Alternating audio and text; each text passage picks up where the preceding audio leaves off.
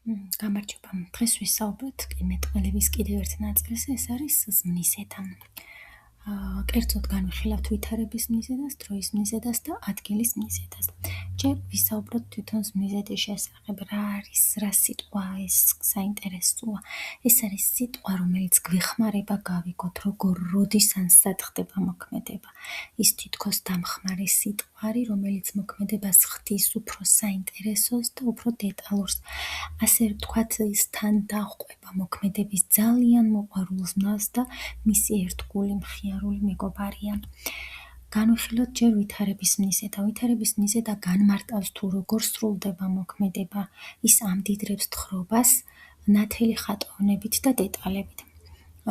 ისინი წინადადებებს, სიცოცხლეს ძენს და ქმედებებისა და ქცევების ნათელ სურათს ხატავენ, მაგალითად, სწრაფად, მოხდენილად, ინტერესით. ეს არის ვითარების მიზედები. ვითარების მიზედას დაესმის კითხვა როგორ. ანუ როგორ ხდება მოქმედება, მაგალითად, სწრაფად დარბის, როგორ დარბის სწრაფად. წყნარად საუბრობს, როგორ საუბრობს წყნარად, ხმამაღლა მღერის, როგორ მღერის ხმამაღლა და ასე შემდეგ. მას დავიმახსოვროთ, რომ სიტყვა, რომელიც აღწერს მოქმედებას და პასუხობს კითხვა როგორ, ეს არის ვითარების მიზედა. შემდეგი მიზედა, ეს არის დროის მიზედა. ეს სიტყვაც მოქმედებას აღწერს, ოღონდ გვეუბნება თუ როდის, ანუ რა დროს ხდება ესა თუ ის მოქმედება, ამბავი, მაგალითად გუშინ, ხვალ, დღეს, ახლავე, მალე. ეს არის ის სიტყვები, რომლებიც დროის მიზედას გამოხატავენ. ისინი ადგენენ ვადებს, ასე რომ ვთქვათ, და მოვლენების თანმიმდევრობას, რითაც თხრობას ქრონოლოგიურად წარმართავენ. განვიხილოთ რამდენიმე მაგალითი. მალე ზაფხულის არდადეგები დაიწყება. ახლა ჩვენ ერთად ვსწავლობთ. გუშინ საინტერესო წიგნი წავიკითხე. ანუ სამივე წინადადებაში გამოყენებული არის დროის მიზედები და ისინი კონკრეტულად გვიჩვენებენ მოქმედების დროს. მალე, ახლა, გუშინ.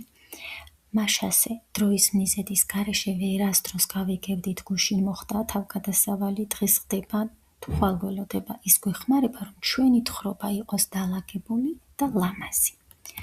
შემდეგი მიზედა, ეს არის ადგილის მიზედა. ესაც არის სიტყვა, რომელიც, რა თქმა უნდა, აღწერს მოქმედებას, ანუ ზმნას და გვიჩვენებს სად ხდება მოქმედება, ანუ გვიჩვენებს მოქმედების ადგილს. ადგილის მიზედაც, რა თქმა უნდა, ზმნისგან უყრელი მეგობარია. ხელში უჭირავს ჯადოსნური კომპასი, ასე რომ წარმოვიდგინოთ და ზმნას ასწავლის თუ საით წავიდეს. ადგილის მიზედის გარეშე თვალდახუჭულები ვიქნებოდით. ის არის ჩვენი მგზამკვლევი, რომელიც გვეუბნება თუ სად ხდება მთელი ეს ჯადოსნური თავგადასავალი. ზმნის ადგილის მიზედა კითხვას სხვადასხვა გარემოში დაატარებს. ხელს უწყობს კითხვას უფრო ჩაღრმავებულ თხრობაში და სივრცითი ცნობიერების ამაღლებაში. განვიხილოთ რამდენიმე მაგალითი ადგილის მიზედისაც, მაგალითად, პატარა ზღარბი შორს წავიდა ტყეში და მაღლა ხისკენ წეროზე წითელი ვაშლი შენიშნა.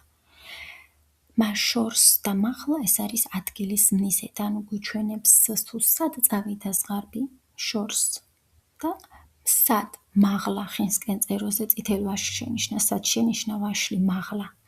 ბავშვები გარეთ მხიარულად თამაშობდნენ, ხან აქ გაირბენდნენ და ხან იქ დაიმალებოდნენ. მე მგონი უკვე მარტივად მიხვდით ყველა, რომ გარეთ აქ და იქ არის ადგილის მიზედა, რადგან პასუხობს კითხვას სად, გარეთ სად, აქ სად, იქ. მოკლედ, ადგილის მიზედა წინადადებებს სცემს სივრცეს, აცოცხლებს გარემოს და გვეხმარება ზუსტად წარმოვიდგინოთ თუ სად ხდება მთელი თავგადასავალი. დასკვნის სახით შეიძლება ვთქვათ, რომ მიზედის გარეშე სამყარო შავ-თეთრი დამოწყენილი იქნებოდა. მიზედა კი წინადადებებს სინათლეს, ფერებსა და სიცოცხლეს ძენს, რათა ჩვენი თხრობა ყოველთვის საინტერესო, ჯადოსნური და სრულყოფილი იყოს. დაიმახსოვრეთ ეს და ხშირად გამოიყენეთ ხოლმე მიზედები წინადადებებში. დიდი მადლობა ყურადღებისთვის და იმისთვის, რომ შემომიერთდით. მომავალ შეხვედრამდე.